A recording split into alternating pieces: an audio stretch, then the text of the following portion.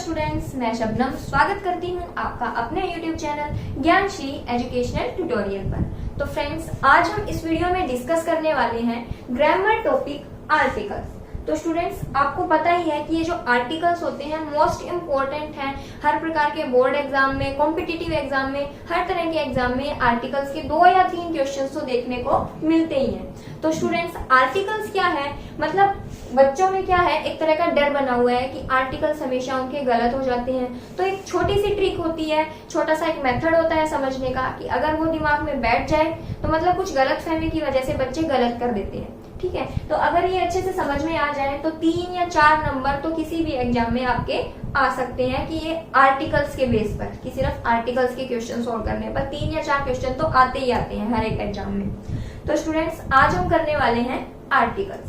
तो सबसे पहले तो बात करेंगे कि भाई इंग्लिश में आर्टिकल्स कितने टाइप के होते हैं, आर्टिकल्स होते क्या हैं। ठीक है, तो आर्टिकल्स का यूज कैसे करते हैं, कहाँ पर उनका यूज होता है, तो हम डिस्कस करेंगे आज इस विषय पर आर्टिकल्स। तो क्या है सबसे पहले, तो भाई जो आर्टिकल्स होते हैं, सभी को पता है कि इंग्लिश में आर्टिकल्स कितने होते हैं, 3 आर्टिकल्स होते हैं। कौन कौन से, एक तो यूज होता है अ, एन और एक द।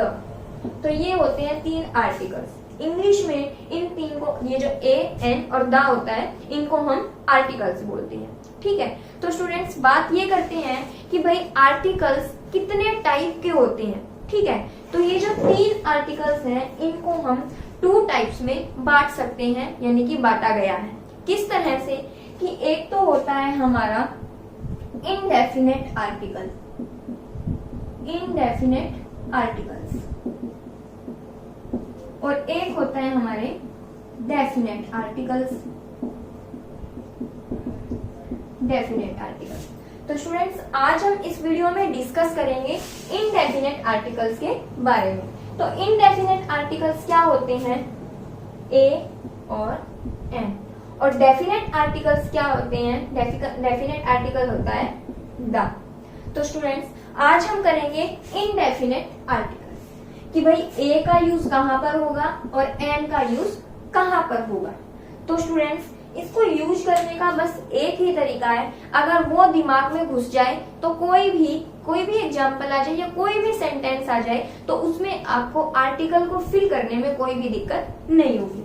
तो स्टार्ट करते हैं कि किस तरह से हम इनडेफिनेट आर्टिकल ए और एन का यूज करेंगे।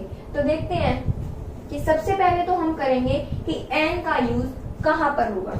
अगर मैं लिखूं यहां पर एन का प्रयोग, तो एन का प्रयोग कहां पर होगा ये देखना है हमें। तो स्टूडेंट्स, हमें पता है कि हिंदी में हमारे स्वर और व्यंजन होते हैं, सभी को पता है। इंग्लिश में वोवल और कॉन्सोनेंट होते हैं। तो जो इंग्लिश के वोवल होते हैं, इंग्लिश में कितने वोवल होते हैं सभी को पता है, 5 वोवल होते हैं, ए, ई, आई, ओ, यू। वोवल कितने होते हैं, 5, ए, ई, आई, ओ, यू, 5। ठीक है, और कॉन्सोनेंट कितने होते हैं, 21। तो टोटल अल्फाबेट कितने होते हैं, 26। ठीक है, ये तो हो गया हमारा इंग्लिश में। हम बात कर रहे हैं कि एन का प्रयोग कहां पर होगा। तो हमें क्या देखना है, जब भी हम सेंटेंस को रीड करेंगे तो सेंटेंस को रीड करते समय हमें ये देखना है कि जहां पर भी फिल इन द ब्लैंक्स होगा, ठीक है, यानी कि जहां पर भी डैश होगा, उसके बाद जो अक्षर लिखा हुआ होगा, यानी कि वर्ड की जो स्टार्टिंग होगी, उसको बोलते समय अगर किसी वोवल साउंड की आवाज आए, यानी कि वोवल साउंड आए, ठीक है, किसी भी स्वर की आवाज आए, जैसे कि हिंदी में हमारे स्वर होते हैं, हिंदी के स्वर होते हैं ए अनार, आ आम, ई ईख, उ उल्लू, उ ऊन, इस तरह से लेके अंक तक। ठीक है, ये होते हैं हमारे हिंदी के स्वर। तो एक सिंपल सी पहचान ये है कि हमें क्या देखना है कि जहां पर भी डैश के बाद वर्ड की स्टार्टिंग होगी तो उसको बोलते समय अगर स्वर की आवाज आए, किसकी आवाज आए, स्वर की आवाज आए, तो वहां पर हमेशा आर्टिकल एन का यूज होगा। किस तरह से होगा, मान लो अगर मैंने यहाँ पर लिखा एप्पल, एप्पल, ये, ठीक है, तो आपको ये नहीं देखना है कि यहाँ पर ए लिखा हुआ है, ये नहीं देखना है, आपको इसे बोलकर देखना है, इसकी प्रोनाउंसिएशन को चेक करना है। हमने बोला एप्पल, एप्पल, तो एक ही आवाज आ रही है यहाँ पर, इसकी आवाज आ रही है एप्पल, तो एप्पल स्वर हुआ। ए अनार से लेके अम तक हिंदी के जो स्वर होते हैं, तो स्वर की आवाज है हमें। तो जहां पर भी हमें वोवल साउंड आ रही हो, वोवल साउंड प्रोड्यूस हो रही हो, तो वहां पर आर्टिकल एन का यूज करेंगे। तो यहाँ पर आ जाएगा एन एप्पल, ठीक है। अगर मैं बोलूं डैश ऑरेंज, ऑरेंज, तो हमें ये नहीं देखना कि यहाँ पर ओ लिखा हुआ है तो इसलिए हम यहाँ पर एन लगा देंगे, बिल्कुल नहीं। हमें एक चीज चेक करनी है कि इसको बोलते समय आवाज किस चीज की आ रही है, साउंड कैसी प्रोड्यूस हो रही है। तो हमने बोला ऑरेंज, ओ की आवाज आ रही है, ओ, तो ओ यहाँ पर क्या हो गया, स्वर हो गया। ऑरेंज, आ की आवाज आ रही है, तो इसलिए लिखेंगे यहाँ पर एन ऑरेंज, ठीक है। इस तरह से कुछ एग्जाम्पल लेते हैं। मान लो मैंने यहाँ पर लिखा एग, ठीक है, तो यहाँ पर हो गया एग। अब इसको बोलने में हमें ये नहीं देखना कि यहाँ पर ई लिखा हुआ है इसलिए हम यहाँ पर एन लगा देंगे, बिल्कुल भी नहीं। हमें इसे बोलकर देखना है, इसमें कैसी साउंड प्रोड्यूस हो रही है। तो हमने बोला एग, एग, तो वोवल साउंड प्रोड्यूस हो रही है, तो हमें सिर्फ आवाज को देखना है, साउंड को देखना है। अगर वो आवाज स्वर की आ रही है तो हम वहां पर हमेशा आर्टिकल एन का यूज करेंगे। अब यहाँ पर लिखा हुआ है इसमें एग, ठीक है, तो एग यहाँ पर क्या लगाएंगे हम, एन एग। समझ आए इस चीज को। अब आगे एक एग्जांपल और लेते हैं, जैसे कि एप्पल हो गया, ऑरेंज हो गया, एग हो गया, या फिर मैंने लिखा यहाँ पर SDO, SDO। अब तुम क्या देखोगे यहाँ पर कि यहाँ पर तो वोवल नहीं है, लेकिन हमें तो पता है ना कि हमें पहला अक्षर देखना ही नहीं है, हमें तो उसको बोल के देखना है। तो इसे क्या लिखेंगे हम, SDO, ये लिखेंगे। तो स्टार्टिंग में वर्ड की शुरुआत में आवाज किसकी आई, एस की, ए की आवाज आई, ए, ठीक है, ए की आवाज आई, तो यहाँ पर ये वोवल हो गया। जहां पर वोवल साउंड प्रोड्यूस हो रही हो तो वहां पर हम लगाते हैं एन, तो NSDO। तो भी सिंपल सा यूज था कि एन हमारा कहाँ पर लगेगा, कि जहां पर भी वोवल साउंड प्रोड्यूस हो रही हो वहां पर हम एन का यूज करेंगे। कई बार बच्चे गड़बड़ कहाँ कर देते हैं कि सिर्फ आगे वाला अक्षर देखते हैं। अब यहाँ पर एप्पल देखा, तुमने सोचा कि भाई वोवल है, ए है यहाँ पर, तो तुमने लगा दिया एन, लेकिन यहाँ पर तो ये ठीक हो जाएगा, लेकिन यहाँ पर तुमने देखा SDO, यहाँ पर एस है, कॉन्सोनेंट है, तो तुम यहाँ पर भर दोगे ए, जो कि गलत हो जाएगा। इसीलिए एक सिंपल सी ट्रिक है, सिंपल सा रूल है। क्या देखना है हमें, सिर्फ ये देखना है बोल के, यानी कि जब भी हम उस वर्ड को प्रोनाउंसिएट करेंगे, उसकी आवाज निकालेंगे, साउंड प्रोड्यूस करेंगे, तो उसको बोलने में अगर स्वर की आवाज आती है, वोवल की आवाज आती है, तो वहां पर हम एन का यूज करेंगे। तो आई होप स्टूडेंट्स आपको ये एन का यूज समझ में आ गया होगा। अब हम बात करेंगे कि आर्टिकल ए का यूज हम कहाँ पर करेंगे। तो देखते हैं, जब भी हम बोलते समय स्वर की आवाज हमें आएगी तो वहां पर हम एन लगाएंगे, इस बात का याद रखना है। और जब भी बोलते समय व्यंजन की आवाज आएगी तो वहां पर हम ए लगाएंगे, आर्टिकल ए का यूज होगा। अब हमें एन का यूज पता लग गया कि स्वर की आवाज आने पर। ए का प्रयोग कहाँ पर होगा, कि जिस शब्द को बोलने में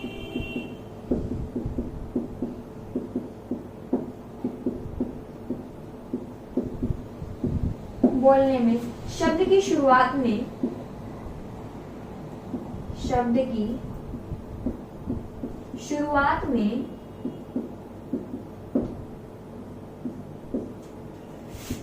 व्यंजन आवाज है, व्यंजन की आवाज आए तो वहां पर हम ए का प्रयोग करेंगे, ए का प्रयोग होगा। किस तरह से, अब मैंने लिखा कि जिस शब्द को बोलने में या फिर जिस शब्द की शुरुआत में अगर हम बोल रहे हैं तो व्यंजन की आवाज आएगी, वहां पर हम ए का प्रयोग करेंगे, आर्टिकल ए का प्रयोग करेंगे। किस तरह से, अगर मैंने बोला मैंगो, जैसे कि मैंने लिखा यहाँ पर मैंगो, मैंगो, तो हम इसे बोलेंगे तो क्या लिखेंगे, मैंगो, इस तरह से लिखेंगे। तो मैं की आवाज आई, तो हमें पता है कि हिंदी में जो व्यंजन होते हैं, यानी कि कै, खे, गे, घे, घे, ऐसे चे, टे, पे, ये सारे होते हैं जो, यानी कि के, चे, टे, ते, पे। ठीक है, ये जितने भी होते हैं ये आगे भी जिस तरह से चलते रहते हैं। तो जितने भी ये जो व्यंजन होते हैं, अगर कै से लेके कै ज्ञानी तक जहां तक भी आवाज आए आपको, तो ये सभी व्यंजन होते हैं। इनमें से किसी की भी आवाज आए तो वो हम व्यंजन मानेंगे। तो व्यंजन के साथ हमेशा ए का यूज होगा। किस तरह से होगा? अब देखो यहाँ पर मैंगो है, मैं की आवाज आई, मैं की व्यंजन होता है, तो व्यंजन के साथ हमेशा ए लगेगा, ए मैंगो। ठीक है, अगर मैंने लिखा पपाया, PAPAY, पपाया, तो देखो पै की आवाज आ रही है, पै, पपाया बोल के देखेंगे हम, पै की आवाज आ रही है, तो पै के साथ यानी कि जो व्यंजन हो गया, तो हमें पता है व्यंजन के साथ क्या लगेगा, ए लगेगा। ठीक है, अगर मैंने लिखा यहाँ पर हॉकी, हॉकी, तो यहाँ पर एच की आवाज आ रही है, हॉकी है की आवाज आ रही है। ठीक है, हमें ये नहीं देखना कि यहाँ पर इंग्लिश का वोवल एच है या आई है, कुछ भी दिया हुआ है, तो हमें ये नहीं देखना कि वोवल है, कॉन्सोनेंट है, नहीं, हमें सिर्फ साउंड को देखना है कि साउंड किस तरह से आ रही है, वोवल की आ रही है या फिर कॉन्सोनेंट की आ रही है। तो हमें ये देखना है, यहाँ पर लिखा हमने हॉकी, यानी कि है की आवाज आ रही है, तो हॉकी लिखते ही है की आवाज आ रही है, तो हमें पता लगा ये तो व्यंजन है, तो व्यंजन के साथ क्या लगाएंगे, ए हॉकी। ठीक है, तो ये थे सिंपल से रूल कि ए और एन, यानी कि जो इंडेफिनेट आर्टिकल्स होते हैं ए और एन, तो उसका यूज हम किस तरह से करेंगे। तो स्टूडेंट्स, ए और एन का यूज का बिल्कुल हल्का सा यूज है, कि हल्का मतलब एक मेथड समझने की जरूरत है। अगर आपको वो अच्छे से समझ में आ जाता है तो कहीं पर भी मार नहीं खाई रहेगी। जैसे कि सिर्फ एक चीज देखनी है कि जहां पर स्वर की आवाज आ रही हो तो वहां पर हम एन लगाएंगे, जहां पर बोलते समय जिस शब्द को बोलने में मैं की आवाज आ रही है तो वहां पर हम ए लगाएंगे, व्यंजन की आवाज आते ही ए लगाना है। तो अब हम इसके कुछ एग्जाम्पल देखते हैं कि एग्जाम्पल जैसे कि हमें दोनों इकट्ठे लिखूंगी इंडेफिनेट आर्टिकल के, तो आपको अपने आप पता लग जाएगा कि इसमें ए आएगा या फिर आर्टिकल एन का यूज होगा। तो देखते हैं कुछ एग्जाम्पल्स। अगर मैं लिखूं ink is dash useful article. Second example लिया मैंने, he gave me 1 rupee note. एक एग्जाम्पल और लिया, it was unique site.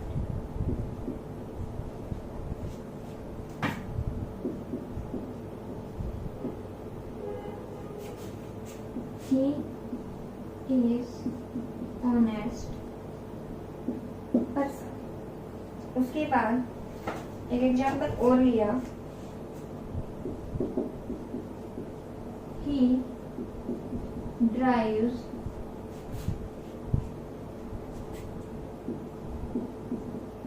motor car। उसके बाद 2-3 एग्जाम्पल और लेते हैं। यहाँ पर एक एग्जाम्पल लिया मैंने,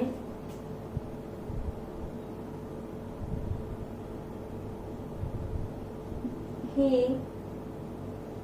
is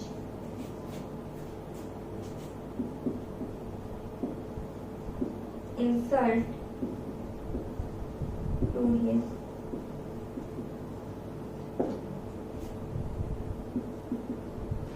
फिर एक एग्जाम्पल लिया, he became good doctor। उसके बाद एक एग्जाम्पल और लेते हैं, he is dash intelligent person। एक लिया,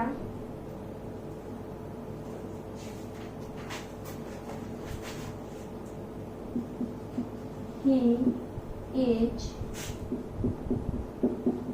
MA।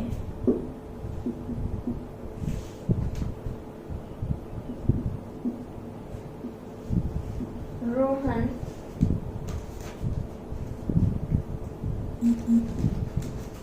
इज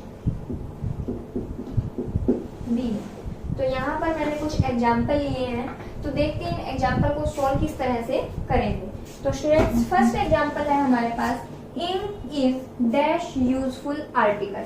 तो अगर समझने से पहले अगर आप देखेंगे तो यहाँ पर लिखा है यू, तो फटाफट से आपके दिमाग में आएगा कि ये तो वोवल है इंग्लिश का, ए ई आई ओ यू, इनमें से कोई भी चीज आएगी, यानी कि इन पांचों वोवल्स में कोई भी आएगा तो यहाँ पर हम एन लगा देंगे। तो ये क्या हो जाएगा, बिल्कुल ही गलत हो जाएगा।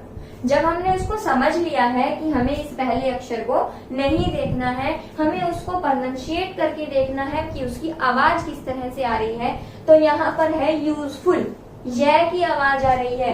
हिंदी में व्यंजन होता है यह, यूजफुल, यह की आवाज आ रही है, तो यहाँ पर हम क्या लगाएंगे, ए लगाएंगे। तो ink is a useful article, की जो स्याही है वो एक लाभदायक चीज है, काम आने वाली चीज है।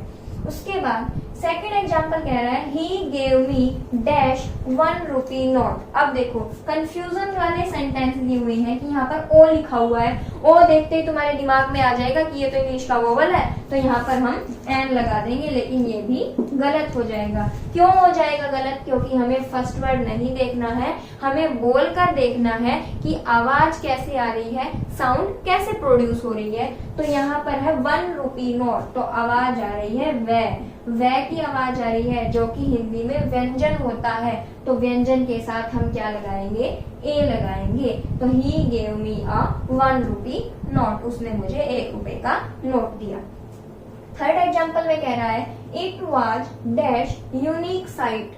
यूनिक, अब देखो यहाँ पर यू दिया हुआ है तो तुम्हारे दिमाग में आएगा कि वोवल है, फटाफट से एन भर दोगे, लेकिन नहीं। अगर तुमने समझ लिया है, अगर तुम्हें मेरी बात समझ में आ गई है कि हमें वर्ड को प्रोनाउन यानी कि उसकी प्रोनाउंसिएशन देखनी है, उसकी साउंड प्रोड्यूस करके देखनी है कि किस तरह से उसकी आवाज आ रही है, तो यूनिक, यह की आवाज आ रही है, तो यहाँ पर क्या लगेगा, it was a unique site. उसके बाद है, he is dash honest person. तो ऑनेस्ट, अब कई बच्चे इसे बोलते हैं होनेस्ट, लेकिन ये होनेस्ट नहीं होता, ये होता है ऑनेस्ट। ऑनेस्ट तो ओ की आवाज आ रही है, ऑनेस्ट ऑनेस्ट। अब होनेस्ट बोलोगे तो तुम्हें लगेगा है, ये तो व्यंजन है, तो यहाँ पर तुम ए लगा दोगे, लेकिन नहीं, ये है ऑनेस्ट। हमें बताना है कि इसकी आवाज किस तरह से प्रोड्यूस हो रही है, ऑनेस्ट, ओ की आवाज आ रही है, तो ओ हमेशा स्वर होता है, तो स्वर के साथ हम एन यूज करते हैं, तो ही इज एन ऑनेस्ट पर्सन। उसके बाद है, ही drives dash motor car. Motor car, मैं की आवाज आ रही है, तो मैं यहाँ पर क्या है, व्यंजन है, तो व्यंजन के साथ ए लगाएंगे, he drives a motor car. उसके बाद है, he is dash insult to his family. Insult, अब देखो ई की आवाज आ रही है, इंसल्ट, तो इंसल्ट, ई की आवाज आई, तो यहाँ पर ये स्वर हो गया, वोवल हो गया, वोवल की आवाज आई, तो इसलिए क्या लगा देंगे, he is an insult to his family. Seventh example कह रहा है, he became dash good doctor. ठीक है, गुड, गे की आवाज आई, गे तो क्या होता है, व्यंजन होता है, भाई बोल के देखेंगे, जिसकी आवाज आई उसे देखना है, तो गुड, गे की आवाज आई, तो he become a good doctor. फिर है, he is dash intelligent person. Intelligent, ई की आवाज आई, इंटेलिजेंट, तो स्वर की आवाज आई, यानी कि वोवल साउंड प्रोड्यूस हो रही है, तो क्या लगाएंगे, an, he is an intelligent person. उसके बाद है, he is dash M A. अब देखो देखने में लग रहा है एम, एम, भाई तुम्हें पता लगेगा एम है, ये तो व्यंजन है, तो सीधा इसमें फटाक से ए भर दोगे, लेकिन नहीं, ही इज एम ए। मैंने बोला इसे बोलकर देखना है, और बोलने में जैसी साउंड प्रोड्यूस हो रही हो वैसा हम लिखेंगे, तो लिखा एम ए, एम ए, तो ए की आवाज आ रही है, एम ए की आवाज आ रही है, तो लिखेंगे यहाँ पर an, he is an M A. Last example कह रहा है, Rohan is dash B A. B A, अब देखो यहाँ पर बी की आवाज आ रही है, बी, बै क्या होता है, व्यंजन होता है, तो यहाँ पर लगाया हमने रोहन इज ए बी ए। तो स्टूडेंट्स यहाँ पर किए हमने इंडेफिनेट आर्टिकल्स। तो इस वीडियो में हमने इंडेफिनेट आर्टिकल पर डिस्कस किया। तो अगर आपको ये वीडियो पसंद आई है तो इसको ज्यादा से ज्यादा शेयर कीजिएगा, चैनल को सब्सक्राइब कीजिएगा और लाइक कीजिएगा। तो स्टूडेंट्स,